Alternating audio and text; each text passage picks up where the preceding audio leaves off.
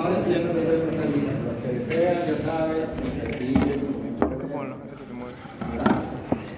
no hay problema, yo no me hago, Un poquito más atrás porque se va a caer. no me hago Ya. problemas. Listo, chicos, vamos. Listo, doctor. Síndrome mieloproliferativos. Cuando yo les hablaba y les decía que el problema era el stem cell, cuando el stem cell, digamos, se ponía problemático y no comenzaba a producir nuevas células, que le llevaba a la aplasia medular. ¿No? Pero aquí es al revés. El stem cell sufre alteraciones capaces de ¿qué? De producir una inmensa cantidad de células que no reflejan control. Por ejemplo, no se puede producir una cantidad de elementos, pero todos son maduros. ¿Ya? Entonces, el síndrome mieloproliferativo crónico, todos los elementos que se producen son maduros. ¿Ya? Maduros. Entonces, estos mieloproliferativos crónicos son, y los agudos son las agudas, ¿no? Leucemia aguda, ¿no? Y estos ¿son de qué?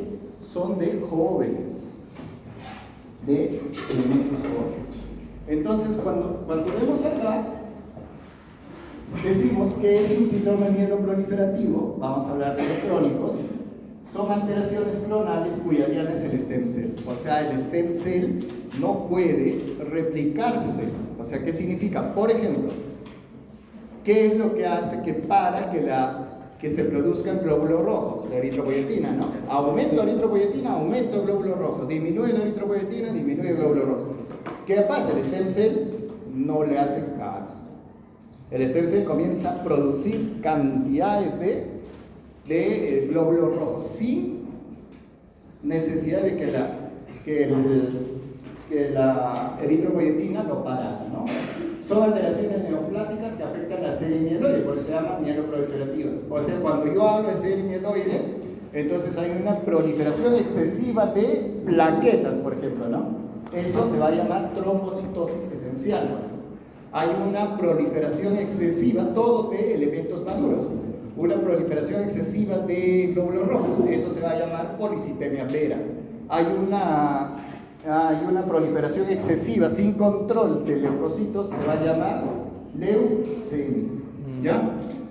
Entonces, todos presentan panmielosis en sangre periférica. O sea, de que, por ejemplo, si yo tengo policitemia vera, el hematocrito está aumentado, que es lo que también puede poder encontrar la hemoglobina y las plaquetas aumentadas, pero dependiendo del momento en que yo hago el estudio, ¿no?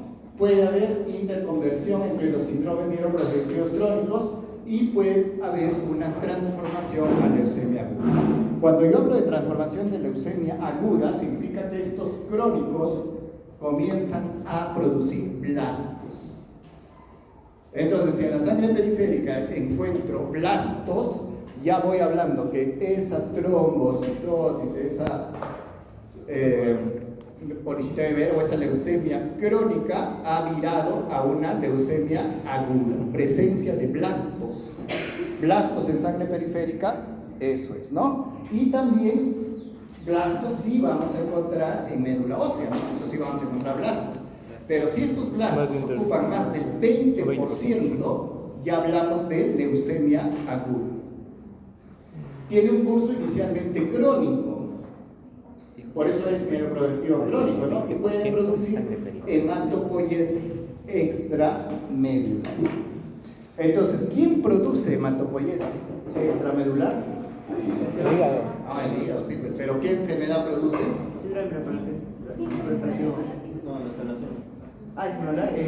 ¿Qué enfermedad? Verá, alguien levante la mano y que diga.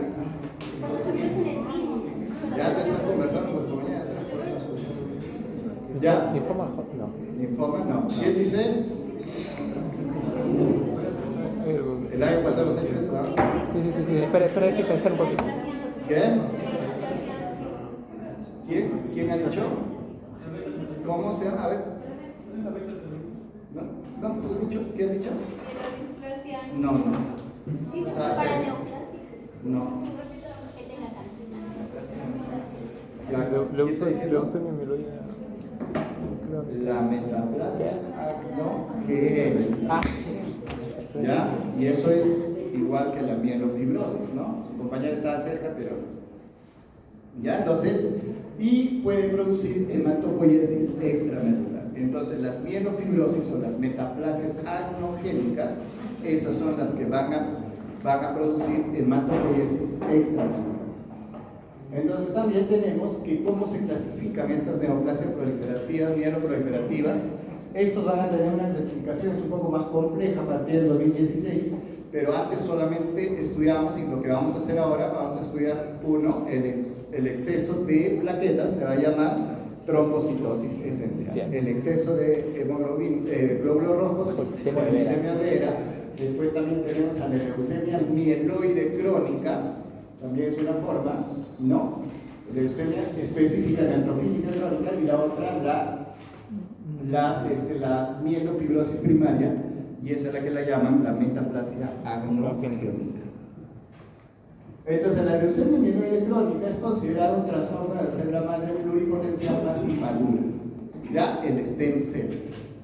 Entonces, justo tiene una característica, la presentación del cromosoma Filadelfia.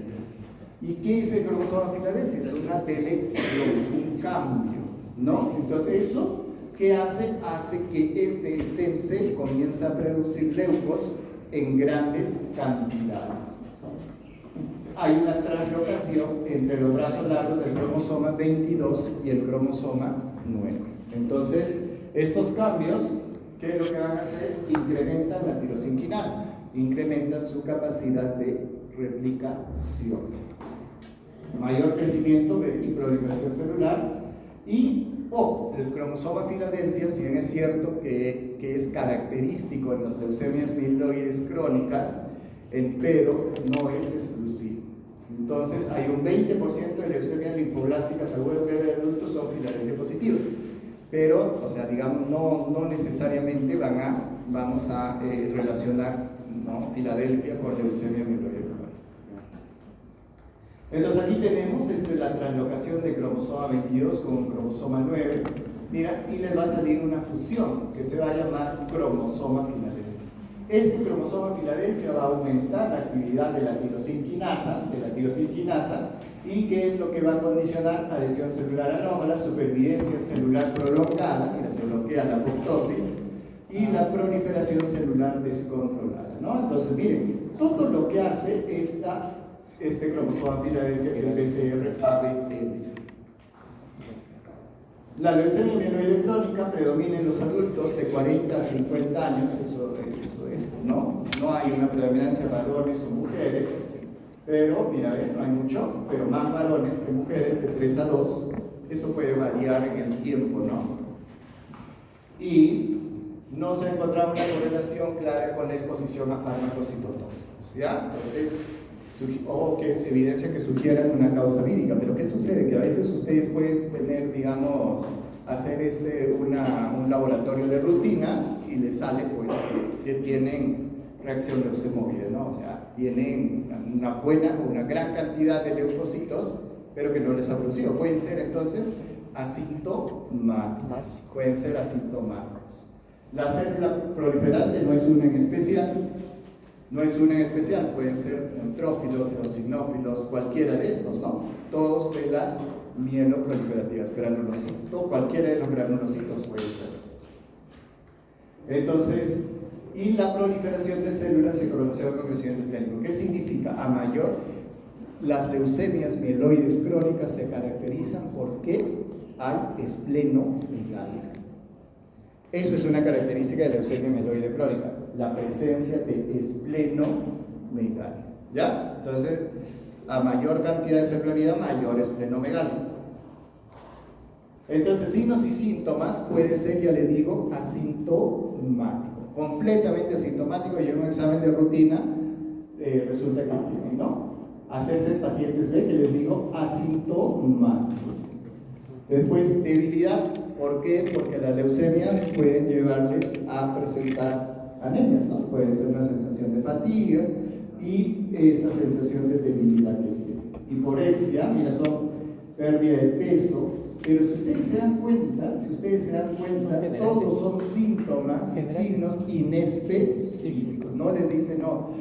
Porque lo que yo sí puedo decir, ¿no? Si yo tengo, por ejemplo, leucos, le saco un examen de sangre y me sale leucos 30.000 o 40.000 más una esplenomegalia, entonces ¿qué estoy?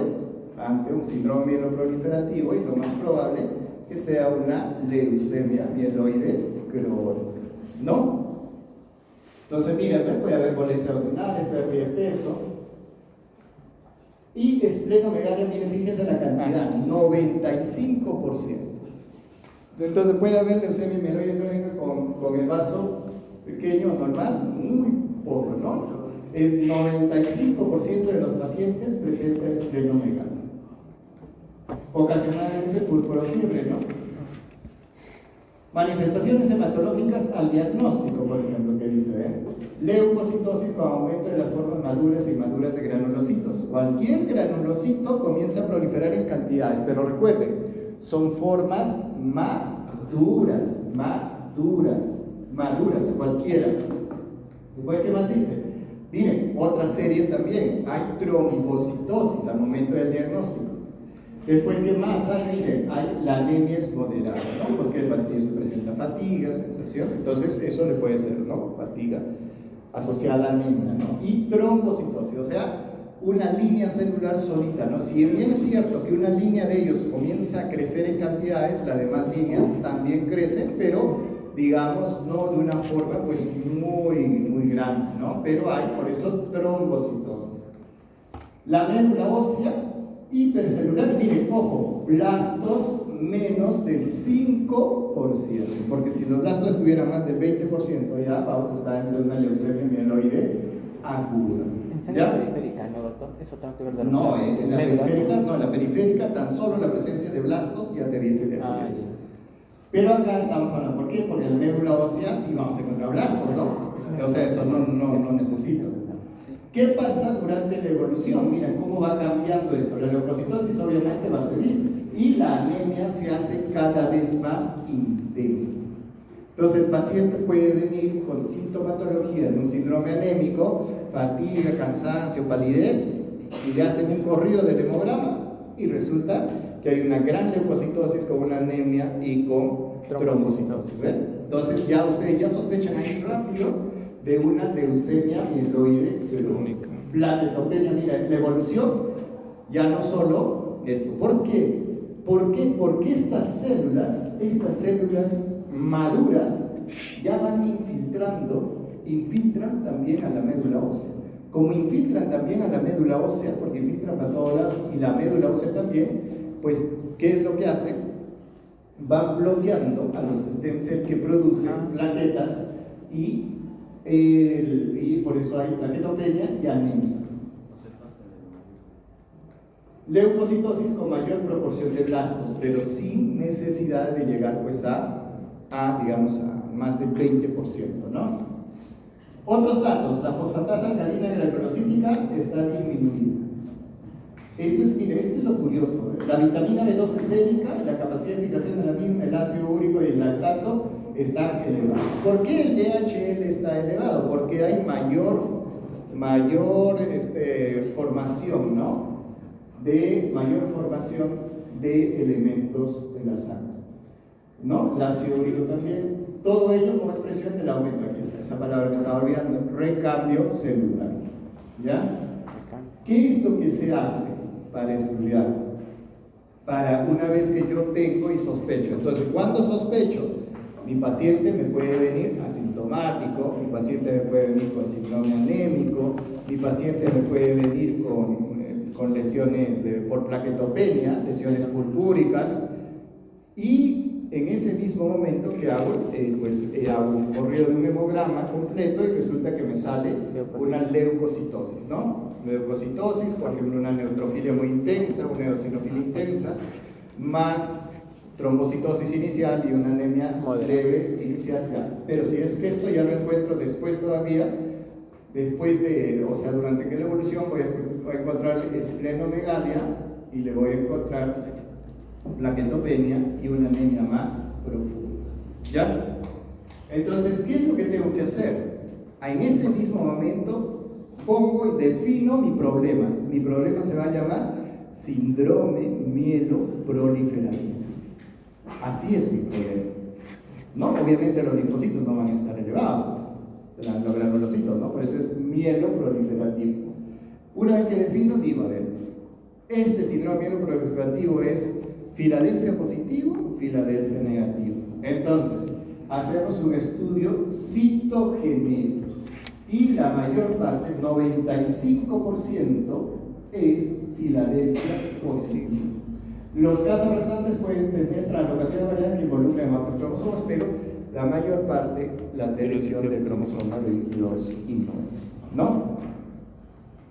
Y vemos acá, miren, leucemia mieloide crónica, se observan mielocitos, callado cementado, bueno, y una cantidad de esto, digamos, es solo una imagen, ¿no? Importante, el examen de la médula ósea confirmará la hiperplasia mieloide. ¿Qué significa eso? Que hay una cantidad de células madre que están replicándose, y para el diagnóstico necesito definir la presencia del cromosoma F, por eso hago un estudio citogenético, y bueno, pues si desean el molecular para ver el reordenamiento BCR-ABR. Ahora ya una vez que ya decimos, por ejemplo, ya mira, esto tiene una leucemia, bueno, vamos a mirarle cómo evoluciona, o sea, no le damos tratamiento, por ejemplo, no le doy tratamiento a este paciente porque, bueno, no tiene plata, no pasó, y ya bueno, entonces esto es lo que va a suceder. Hay fases. La primera fase de etapa evolutiva es la fase crónica o indolente, esa es la fase asintomática y puede durar entre 2 a 6 años hasta que pues haga anemia, haga expresión de la trombocitopenia, ¿no? Después, la fase de aceleración dura meses y desemboca en la siguiente fase, dura meses. Y la otra fase es de crisis plástica, o sea, eso se llama transformación a leucemia aguda. Dura semanas o pocos meses y es como una leucemia aguda. Crisis plástica, o sea, encuentro cantidad de blastos. ¿Ya? Fase crónica de aceleración y crisis plástica. Entonces, la crisis plástica es más de 20%. Claro, aquí dice. Entonces, cuando yo hablo de fase crónica, estoy hablando de paciente asintomático. Esto sucedería si es que no hacemos nada, ¿no? Pasaría una fase crónica, una fase acelerada y una crisis blástica. Entonces, eso sería la evolución natural. La evolución natural si es que nosotros no interviniéramos. Pero, bueno, en este tiempo ya podemos intervenir, o en esto en la fase acelerada o en la fase crónica nada más. Hay leucocitosis neutrofílica. Y en la cantidad de blastos, miren, en sangre periférica es de 1 a 3%. ¿No? Eosinofilia, basofilia, bueno, y todos estos, ¿no? La médula ósea, hay una médula ósea hipercelular, hiperplasia mieloide, blastos menor del 10%. ¿Ya? En la fase acelerada, miren cómo varían los blastos. Varían en sangre periférica del 10 al 19%, pero no son 20%, 10 al 19% blastos, y en células, sangre periférica o células nucleadas en médula ósea, ¿no? O sea, los blastos aumentan en médula ósea y en sangre periférica también. Mira, aquí en sangre periférica voy a encontrar ya trombocitopenia, ¿ves? ¿Se acuerdan que en la fase crónica había trombocitosis? Aquí ya hay trombocitopenia. Sin relación al tratamiento, trombocitosis persistente. Crecimiento del vaso, ¿no? Y en la fase plástica o fase de crisis plástica, que voy a encontrar la proliferación o el incremento de los blastos, tanto en médula ósea como en sangre periférica, más del 20%. Ya estoy en crisis plástica, ya que es semejante a la leucemia aguda, ¿no? Proliferación plástica extramedular y clúster de blastos en médula ósea. Entonces, ¿qué es lo que nuevamente vamos a ir? Una vez que ya yo tengo, cualquiera fuese mi fase crónica, acelerada o fase plástica, dependiendo, ¿no? ¿Qué es lo que, por ejemplo, va a ser mi fase crónica? ¿Cómo hago el diagnóstico? estudio citogenético. Ya le he dicho, estudio citogenético para definir la presencia de cromosoma Filadelfia, 95%. Entonces, ¿qué alta especificidad y baja sensibilidad se debe hacer? 95% de los casos se detecta al cromosoma Filadelfia. 95%. ¿Ya? Entonces, si ustedes se dan cuenta, miren, ven, aquí vamos a ver una comparación con los otros síndromes mieloproliferativos y la presencia de algunas características. En la leucemia mieloide crónica, desde el inicio, hay anemia, ¿no? Al inicio puede ser una leve y hasta ser una anemia severa. Los leucocitos están muy incrementados, ¿no? Los leucocitos, entonces, predominio de neutrófilos en este caso, eosinofilia poco, basofilia también, y las plaquetas, inicialmente hay trombocitosis, ¿no? Hay trombocitosis y luego hay trombocitopenia. El vaso, miren, ¿por qué hay dos flechas? Porque hay esplenomegalia, ¿ya? La médula es una médula hiperplásica y la presencia de cromosoma Filadelfia. ¿Ya? Esto es un resumen casi de toda la clase. La policitemia vera, la hemoglobina está bien aumentada, ¿no? Y también, miren, si ustedes se dan cuenta, a diferencia de la leucemia mieloide crónica, que la leucemia está elevada los leucos, finalmente hay trombocitopenia y anemia, en la policitemia vera hay leucocitosis y trombocitosis. Y la hemoglobina también es elevada. Hay por eso se dice panmielosis, ¿no? Y hay un estudio que se llama el estudio de Jack, que es positivo en el 95%. Aquí está la trombocitosis esencial, entonces que va a estar elevado, las plaquetas, pero miren, los leucos están elevados también y la hemoglobina normal o baja. La mielofibrosis, la mielofibrosis o la metaplasia adenogénica, los leucos pueden estar elevados o disminuidos, las plaquetas también, o sea, esto no es muy común, ¿no? Y el otro que se llama reacción leucemoide. ¿Qué significa reacción leucemoide? No es leucemia, es reacción leucemoide. Cuando yo hablo de reacción leucemoide, cuando encuentro más de 30.000 leucocitos en sangre periférica.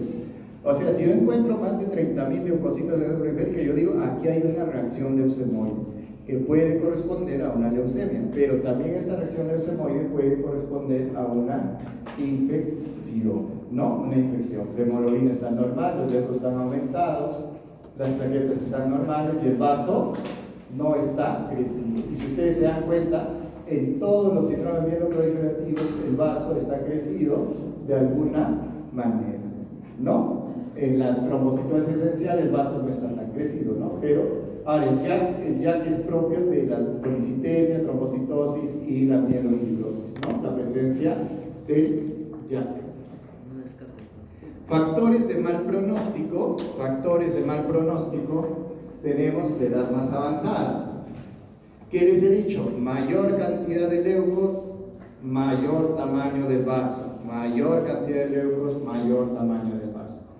Si la trombocitosis es intensa al inicio, pero ¿qué sucede? Que la trombocitosis no caiga. Entonces, a pesar de todo el tratamiento no cae, por lo tanto, la trombocitosis intensa es un factor de mal pronóstico.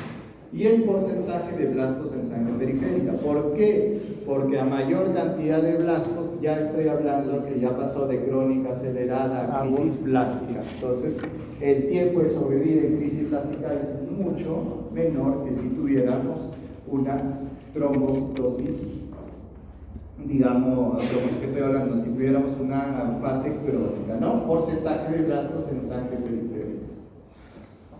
¿Ya? Y eso también. Los objetivos, el tratamiento, Busupam a largo plazo, indusifibrosis pulmonar, la hidroxiurea. ¿Para qué sirve la hidroxiurea? Sirve para bajar la cantidad de la masa de leucocitos. La masa de leucocitos. Interferón alfa, útil en la fase crónica. Y lo que sí, esto cambió todo. Antes, por ejemplo, ustedes decían trasplante de médula ósea, pero ¿qué es lo que cambió todo? Que todos los leucemias mieloides crónicas Filadelfia positivo eran sensibles ¿a qué? Al inhibición de la enzima sinasa de la tirosinquinasa, ¿no? O sea, inhibes a la tirosinquinasa. Y la de elección 922 que hacía, estimulaba a la tirosinquinasa. ¿Ven? Aquí inhibe a la tirosinquinasa. ¿Se dan cuenta? Incluso se puede hablar de revisión citogenética completa. Entonces, solamente estamos aplicando imatinib. Nilotinib es otro de esa tipo, ¿no? Pero acá quien marca todo es el imatinib. Entonces, el imatinib, por lo tanto, amerita estudiarlo. Tiene una biodisponibilidad del 98%, una vida media de 18 horas, por eso es que dice, solo se toma al día, ¿no? Y el metabolismo hepático. ¿Qué es lo que va a inhibir a la tirosinquinasa? ¿Qué es lo que va a condicionar a que no haya transformación maligna? No haya transformación maligna. Díaz dice que bloquea el sitio de uriona trifosfato de adenosina, impide la composición de sustrato, bloqueando el mecanismo patogénico de la transformación maligna. Bloquea a la tirosinquinasa, ¿no? Fenomenal. Imatinib. Y por suerte es un medicamento que es por vía oral y que lo podemos encontrar bastante frecuente. ¿Y acá hay, doctor? Sí, acá en Perú hay imatinib. Recomendaciones: ingerir con alimento y abundante agua, solicitar previa hepática. ¿Por qué? Porque tiene metabolismo hepático, ¿no? Reacciones adversas: mielosupresión, anorexia, insomnio, cefalea, edema, diarrea, náuseas, vómitos, pero la reacción adversa va a depender de quién. Va a depender de la persona, ¿no? Hay algunas personas, por ejemplo, que toman aspirina y no les pasa nada. Hay personas que toman aspirina y son una epigastralgia terrible. Es igualito, ¿no? Entonces igualito puedes hacer anorexia, insomnio, pero como que no puede tener también, ¿no? Doctor, ¿no pude como esa revisión completa? Acá está la respuesta al tratamiento, ¿eh? Estás preguntando. Entonces, cuando yo hablo de revisión, puede ser una revisión completa o una revisión parcial. Cuando, digamos, la presencia de los leucocitos en el hemograma son normales y plaquetas normales. ¿Por qué? Porque el problema que era leucocitosis y trombocitosis, ¿no? Eso era.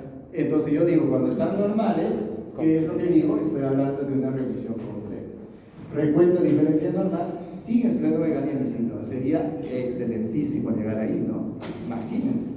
Pero si es una revisión parcial, menos del 50% recuento leucocitario pretratamiento, recuento leucocitario normal con diferencia normal o esplenomegalia persistente. Pero se habla pues que el imatinib sí les va a llegar a ser la revisión completa. ¿No? Obviamente eso también va a depender de la respuesta de cada persona, ¿no? Entonces hay otros que hacen resistencia al imatinib. Revisión citogenética completa, menos cantidad de cromosoma Filadelfia, y cuando ya no hay respuesta, pues sigue habiendo cromosoma Filadelfia. Y la molecular no detectable, la de cromosoma BCR-AB, ¿no? Ahora vamos a ver policitemia vera, ¿ya? Policitemia vera. Entonces ya hemos hablado, lo que quiero que recuerden es de la esto anterior. Primero, todos son maduros, ¿ya? Crónicos, claro, sí. Maduros, crónicos. Entonces, de ahí quiero que recuerden lo que nos está hablando, ¿no? La presentación clínica es variar, desde asintomático hasta pues síndrome anémico, hasta puede haber hemorragias, sangrados, puede haber por trombocitopenia. Al inicio hay trombocitosis, luego hay trombocitopenia. Al inicio hay anemia leve, después hay anemia severa, dependiendo de pero siempre vamos a encontrar esplenomegalia.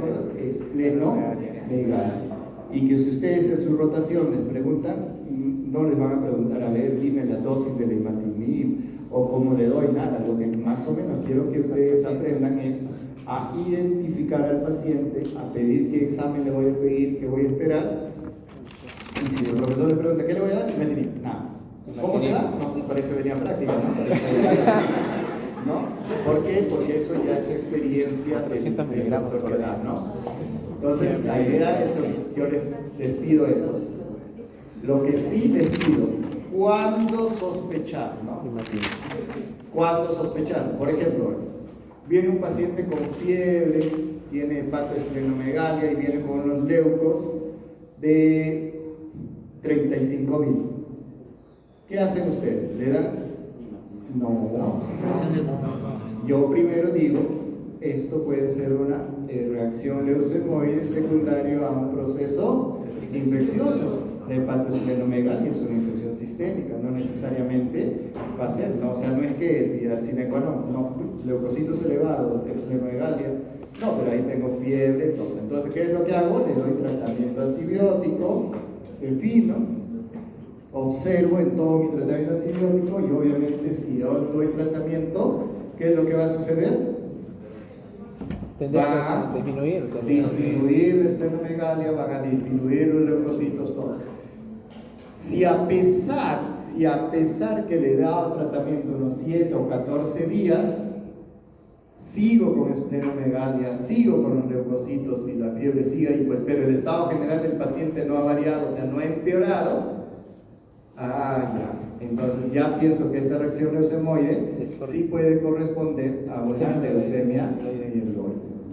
Entonces, ¿qué es lo que hace muchas veces? Encuentran leucocitos 35.000, hepatoesplenomegalia, lo único que aprenden en la universidad es interconsulta hematología.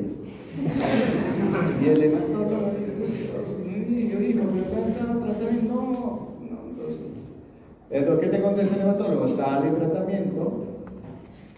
Si no, te repite con esto porque estás pensando en un foco infeccioso, ¿no? Volver a mandar su interconsulta cuando los valores, digamos, si es que no bajan, ¿no? Porque ustedes van a ver estos pacientes, no están, ¿cómo está un paciente infectado? Tóxico se le ve, ¿no? Se le ve cada vez con más malestar general, más... Entonces estos pacientes, ya estos pacientes van a estar no tan tóxicos. La policitemia vera tiene una característica, es el incremento de la cantidad de glóbulos rojos sin necesidad del estímulo de la eritropoyetina. Entonces, ¿en quiénes ustedes, por ejemplo, podrían sospechar policitemia vera? En un nativo de la costa, que venga con hemoglobina en 18. Entonces ustedes le dicen, a ver, dicen, ¿no? Facilito. Usted se ha ido, ha viajado a la sierra, ha vivido y no, doctor, nunca he subido, nunca nada, toda mi vida estoy en Lima. Muy bien. Entonces, qué raro, ¿no? Entonces, a ver, le evalúo, no vaya a tener una fibrosis pulmonar, no hay fibrosis pulmonar, no hay insuficiencia cardíaca, no hay hipertensión pulmonar. Mira, no encuentro ninguna causa que sea capaz de producirme hipoxemia. ¿No? ¿Por qué? Porque si ahora encuentro una fibrosis pulmonar, eso me está causando hipoxemia, por lo tanto me está haciendo que se incremente el eritropoyetina. Entonces, ¿qué es lo que tengo que hacer? Policitemia, aquí hay un incremento de los eritrocitos, puede ser policitemia vera. Entonces, ¿qué le puedo, como más o menos irme orientando? ¿Qué le pido? Dosaje de eritropoyetina. Si la eritropoyetina me sale normal o baja, con una gran cantidad de glóbulos rojos, ya que digo, esto no, sospecho más todavía de policitemia vera. Más todavía me sale que ya hemos visto en ese cuadrito positivo, y ya no hay pierde, ¿no? Este sí va a ser una policitemia vera. Es esplenomegalia, no hay forma, ¿no? Entonces vamos a ver lo que les estoy diciendo, lo vamos a ver en gráficos. Bueno, en letras, ¿no? Incremento de la masa eritrocitaria, ¿ven? Pero, ojo, cuando nosotros tenemos una policitemia vera, a diferencia de una policitemia fisiológica, la policitemia vera sí nos eleva leucocitos y sí nos eleva plaquetas. En cambio, la policitemia fisiológica, los leucos están normales, las plaquetas normales, ¿y qué es lo que se ha elevado? Nada más, miren, fíjense. ¿Y qué me dice? Hipersensibilidad a la serie eritroide, a la acción del eritropoyetina. O sea, la eritropoyetina está normal, pero resulta que la célula STEM está muy hipersensible. Mediana de edad, 60 años, mayores igual como siempre, y miren, ¿ven? La clínica, eritromelalgia, miren aquí normal, y miren que lo que está aumentado el volumen, quemazón dolorosa y enrojecimiento en extremidades inferiores o superiores, eritromelalgia. Esto no es tan común, pero bueno, así está descrito. Otra más la clínica, síndrome de hiperviscosidad. Síndrome de hiperviscosidad, ¿por qué? Porque el hematocrito está muy elevado, ¿no? Vértigo, cefalea, acúfenos y trastornos visuales. ¿Ves? Después, ¿qué más puede haber? Diálisis hemorrágica o trombótica. ¿Ya? Entonces puede venir el paciente con, digamos, con evidencia de hemorragia, muy a pesar que los trombocitos están muy elevados. Esto sí siempre, mira, esplenomegalia. Entonces, síndrome mieloproliferativa, esplenomegalia. ¿Y qué más? Hepatomegalia puede haber, pero más esplenomegalia. Complicaciones trombóticas arteriales y venosas. Y estas complicaciones, ahora vamos a verlas. Miren, en el enfoque diagnóstico, ¿cómo llego al diagnóstico? Ya, entonces, ¿ustedes cómo van a sospechar en el diagnóstico? En una persona nativo de la costa que no se ha estado expuesto a fenómenos tipo hipoxemia, ¿no? O sea, que no ha estado expuesto a una fibrosis pulmonar. Si hay fibrosis pulmonar, obviamente van a pensar de que es secundario a esto, ¿no? Anamnesis en fumadores, por ejemplo, problemas respiratorios que te llevan a hipoxemia. A la exploración, mira, ¿ven? Entonces le encuentro esto más una esplenomegalia. Cuidado, ¿no? Hemograma. Y le encuentro obviamente DHL incrementado, ¿no? DHL incrementado. En la gasometría no hay hipoxemia. ¿Qué va a suceder si determino, o sea, veo la eritropoyetina sérica? Va a estar normal o incluso disminuida, ¿no? Electroforesis, la espiral medular ósea, la ecografía renal. A ver, ¿qué es lo que sucede? Aumento de la concentración de hemoglobina, 18 o 24, o hacia más todavía, ¿no? Entonces la hemoglobina 18 o 24. El hematocrito más del 60%. O, bueno, ustedes hagan su cuenta, ¿no? Si está 18, va a estar 54% más o menos, ¿no? Entonces ustedes van a sacar, no, todo, pero se ha puesto, eso puesto 60, 60%. ¿No? Me acuerdo en el examen de antes pasado, creo que le puse hemoglobina de 19 con un hematocrito. No, pero usted ha puesto 60. Aquí dice 60. Ahí usted como no, si yo multiplico 19 por 3 no va a llegar a 60, ¿no? Y por eso no deja de tener sospecha de policitemia vera. O sea, no, que ya que sea con más de hematocrito más de 60, ya obviamente ya no hay casi, ya no hay pierde, pero no, pues no.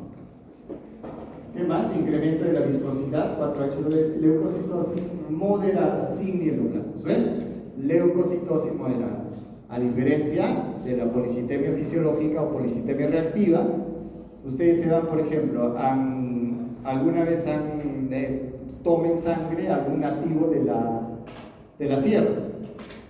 ¿Qué le va a salir? Si ustedes tienen familiares, ¿cómo les sale? Elevado la hemoglobina, ¿no? Pero los leucos, normal. En la policitemia vera, mira qué les pasó. Leucocitosis. ¿Cuánto es moderado, doctor? Moderado, pues puede ser 12.000, 13.000, 14.000, ¿no? Sin llegar a reacción leucemoide. Otro, miren, trombocitosis, mayor de 450.000. Entonces, fíjense, a diferencia del 1, ya se van dando cuenta, ¿no? Si es que esto me he ido a la sierra, soy fumador y tengo fibrosis, no se me van a elevar los leucocitos a no ser que esté infectado, ¿no? Tampoco se me va elevar las plaquetas, pero en cambio en la policitemia vera toditos se elevan, claro, obviamente a predominio de ¿qué? De los eritrocitos, ya, fenomenal, y hay esplenomegalia. Eso, y hacen dosaje de eritropoyetina normal, ya, pues ya no hay pierde, ¿no? Y alteraciones citogenéticas, el estudio de Jack, acuérdense. Ahora, ¿el Jack es propio de esta policitemia vera? No, porque puede haber en trombofilosis esencial. Otros datos. Jack, aquí está, la determinación del Jack. ¿no? En más del 90% de los pacientes son JAK positivos. Niveles de eritropoyetina normales o disminuidos. Niveles de ferritina suelen estar descendidos por agotamiento de los depósitos de hierro. ¿Ya? Aumento de la concentración C. ¿Por qué? Porque el depósito de hierro, ¿por qué es tan necesario? Porque estoy formando en cantidad. Se consume. Después se consume, ¿no? Se consume. Aumento de la concentración de vitamina B12 y su capacidad de fijación. El ácido úrico y lactato están elevados. ¿Por qué? Porque estoy aumentando la replicación, pues no, así como el otro que aumenta, crece en cantidades y ese fenómeno de aumento de replicación, eso te va a dar el DHL y el ácido úrico incrementado. Miren, crecimiento espontáneo de colonias eritroides sin añadir eritropoyetina y la fosfatasa eritrocítica elevada, la saturación normal, ¿no? Saturación normal, ¿ven? Entonces, fácilmente puede estar sospechado.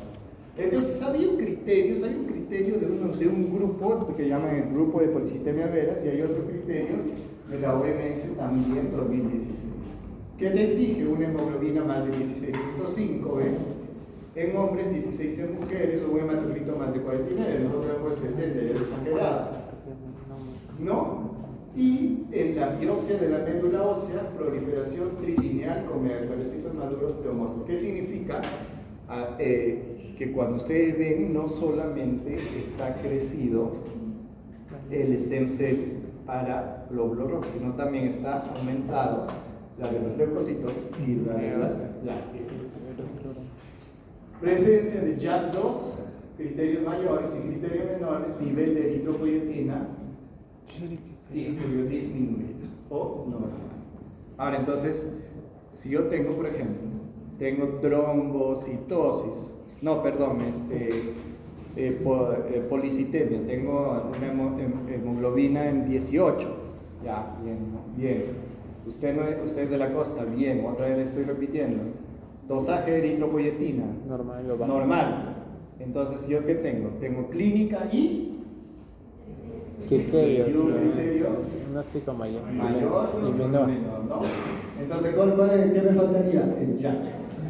Ese es el Entonces, le otro. piden el JAK, no hay pierde, ¿ven? El diagnóstico, 3 criterios mayores son los 2 primeros mayores y el criterio menor. Hemoglobina, obviamente hemoglobina más elevada, ya eso ya lo saben. El criterio menor eritropoyetina y si no le hacen la biopsia medular no es necesario, el JAK2. Entonces, ¿qué si yo tengo hematocrito elevado, JAK2 positivos y eritropoyetina normal y esplenomegalia?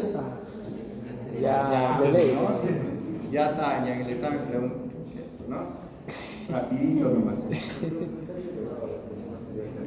La presión arterial puede ser por la resistencia vascular periférica secundario a esto, ¿no? Claro, por la cantidad de hematocrito, ¿no? El aumento de la viscosidad.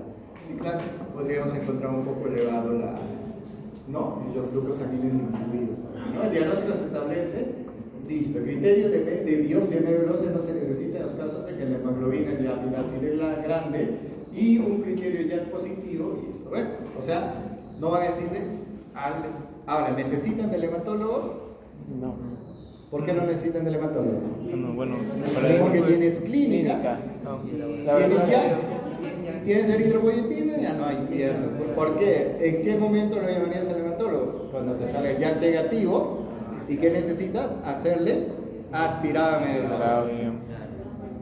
Pero ¿qué usted mira aquí para el segundo año? Sí, no, voy a llamar al hematólogo. Después, interconsulta hematología. Dios mío, no enseñaba todavía.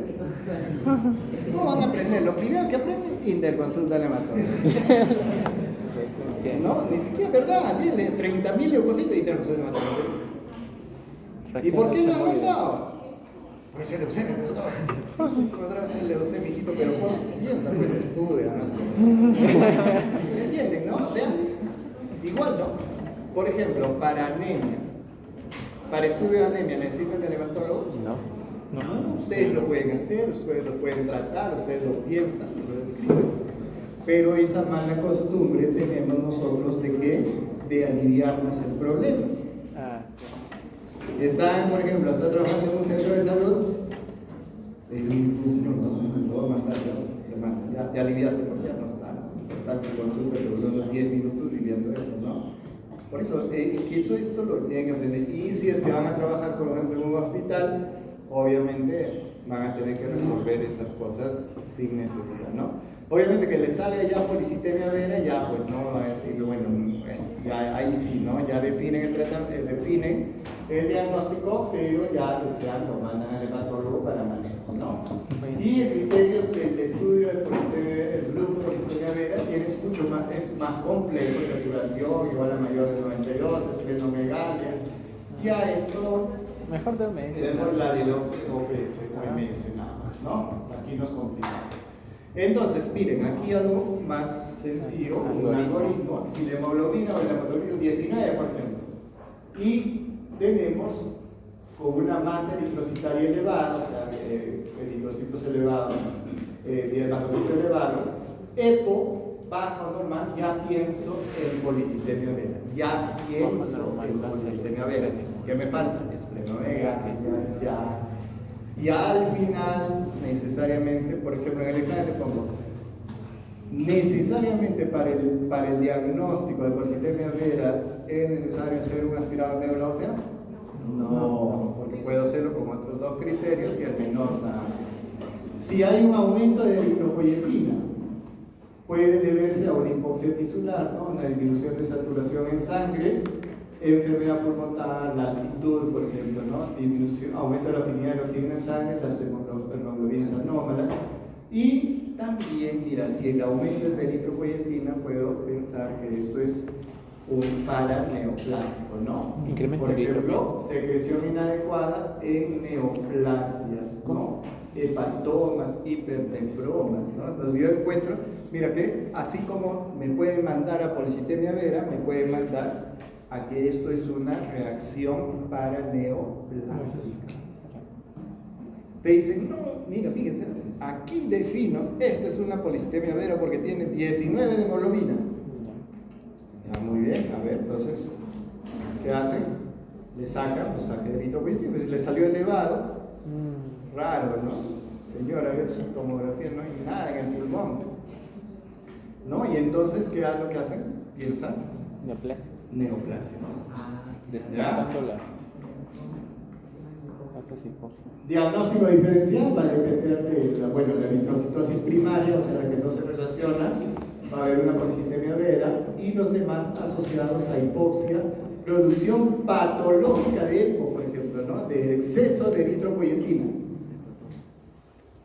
¿Qué? O sea, la eritropoyetina se relaciona con la hipoxia. Sin hipoxia está elevada la eritropoyetina. ¿Qué puede ser? Para el neoplásico, ¿a qué? Cáncer de riñón, carcinoma de la tiroides, cualquiera. Eritropoyetina en sobre, ya eso, ¿no? Entonces, por trasplante renal, preparación patológica, eso. Y objetivos de tratamiento, la hiperviscosidad es el que me está produciendo esto, ¿no? Entonces, ¿qué es lo que voy a hacer? A ver, primero veo si esta policitemia vera es una policitemia de alto riesgo o de bajo riesgo, ¿ya? Entonces, ¿cuál es de bajo riesgo? Sin historia de trombosis, o sea, la trombocitosis me puede llevar a hacer trombosis, ¿no? Puede llevar a hacer trombosis, ¿ya? Sin evidencia de trombosis menor de 60 años, ¿qué es lo que tengo que hacer? Flebotomías y ácido acetilsalicílico. Flebotomías. ¿Qué es flebotomía? Y usted un día decía también, ¿no? Y esa sangre no sirve. Por ejemplo, ustedes se van, bueno, no hay policitemia fisiológica, por ejemplo, dicen, no, pero voy a donar sangre. Ah, muy bien, a ver, su hemoglobina 18. ¿Está bien? No. Es mucha viscosidad. Entonces, ¿qué hay que hacerle? Haces flebotomía, le sacas la sangre y esa sangre lo desechas. No porque tenga una hemoglobina, por eso es que tiene criterios, ¿no? Alto riesgo con historia de trombosis y o historia de trombosis, ya pensamos en citorreducción con o sin flebotomías. Citorreducción, o sea, le damos tratamiento para disminuir ¿qué? La cantidad de glóbulos rojos. Tratamiento flebotomía, hasta mantener un hematocrito más de 45, puede ser cada 3 días, ¿no? La idea no es que le vas a sacar pues 2 unidades, 4 o 5 unidades, no sé, yo tengo 19 y ya lo bajo a 15. No, no es eso, no se puede dar una descompensación hemodinámica, no se hace eso. Hidroxiurea, así como el otro le damos la hidroxiurea para disminuir la cantidad de leucos, aquí le damos también para no haber el riesgo de ilusión secundaria y hidroxiurea y disminuimos. Tratamiento antitrombótico, aspirina. Y es importante el tratamiento de soporte con una buena hidratación y administración de antihistamínicos para el prurito y alopurinol para la hiperuricemia. Ya fue algo importante. Ya, ahora, una de las cuestiones, hasta aquí no vamos a quedar, pero hay una cuestión que se llama leucocitosis, y esto también vamos a aprenderlo hoy día. La leucocitosis, el exceso de leucocitosis, el exceso de leucocitos, o sea, las leucemias o las policitemias vera, la policemia vera, por ejemplo, ¿qué va a suceder? Puede hacer una destrucción espontánea. O sea, esos leucocitos pueden destruirse espontáneamente. Y a eso se le va a llamar síndrome de lisis tumoral. Síndrome de lisis. Síndrome de lisis tumoral. ¿Qué es el síndrome de lisis tumoral? Es una complicación hematológica, o sea, también se le dice que es una emergencia hematológica, una emergencia oncológica, porque el síndrome de lisis tumoral no solo se presenta en esta cantidad de leucocitos, sino también se presenta en neoplasias sólidas. Ya las neoplasias sólidas pueden producir un incremento en la destrucción celular. ¿Y qué es lo que hace? ¿Qué es lo que se destruye? Cuando uno destruye, digamos, un leuco, ¿no? ¿Qué es lo que se destruye? Uno lo abre, ¿qué es lo que va a haber en sangre periférica? Factor de necrosis. Potasio elevado, porque se está destruyendo, sale el potasio, ya es hipercalemia o hiperpotasemia, ¿no? Arritmia. Después, ¿qué es lo que sale? Factor de necrosis tumoral. Salen las proteínas, ¿no? Porque nosotros tenemos cantidad de proteínas, pues, ¿no? Dentro de la célula. Salen esas proteínas y se metabolizan. ¿A qué se metabolizan las proteínas? A ácido úrico. Por lo tanto, va a haber hiperuricemia. Ya. Sale el fosfato, también el fosfato. Ya. Y como sale el fosfato, ¿qué atrapa el fosfato? Al calcio. Por lo tanto, va a haber hipocalcemia con hiperfosfatemia. ¿Ya ves? Así, razonando nada, no sé qué, ay, no aprender de memoria, nada. Simplemente abro mi célula y voy sacando y lo que va a suceder. ¿Qué va a suceder este fosfato? Sigan razonando. Este fosfato se une al calcio, hace fosfato de calcio y puede precipitar ¿dónde? Cálculos, sí. En el riñón. Y si se deposita en el riñón, ¿qué puede producir? Insuficiencia renal. También los cristales que se producen por el urato, también pueden condicionar a qué? A obstrucción en el riñón y producir insuficiencia renal aguda. ¿Ya?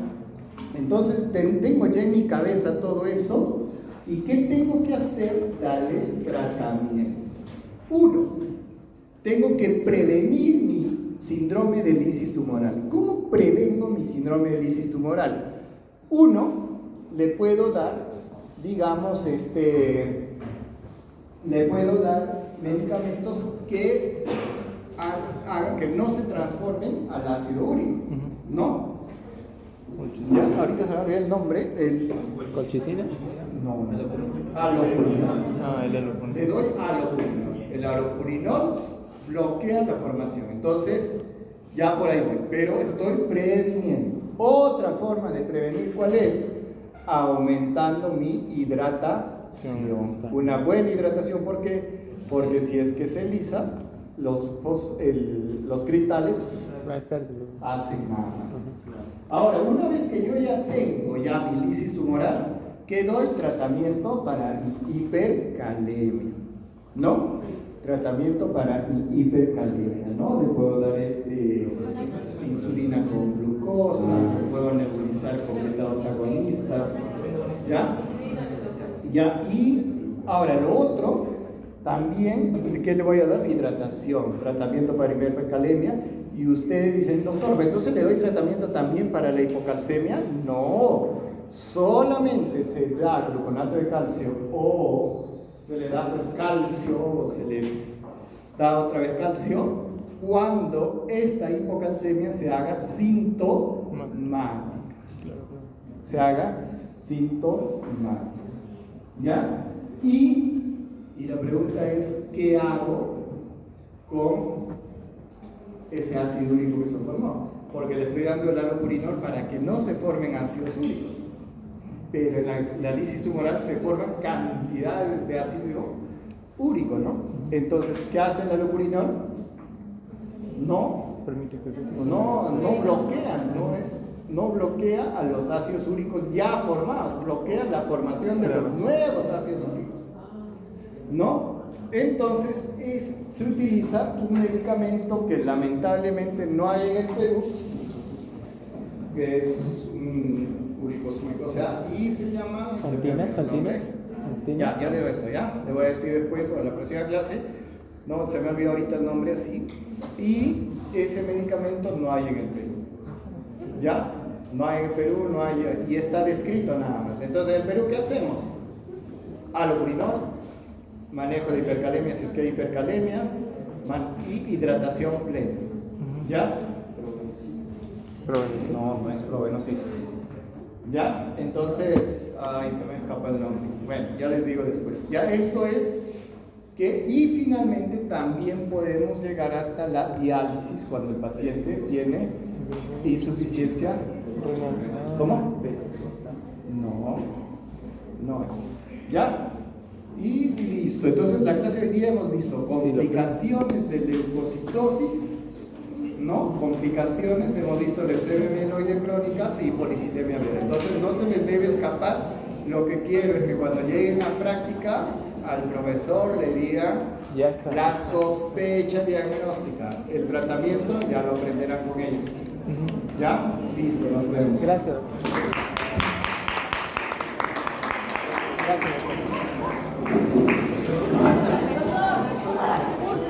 Oye, qué bueno la clase.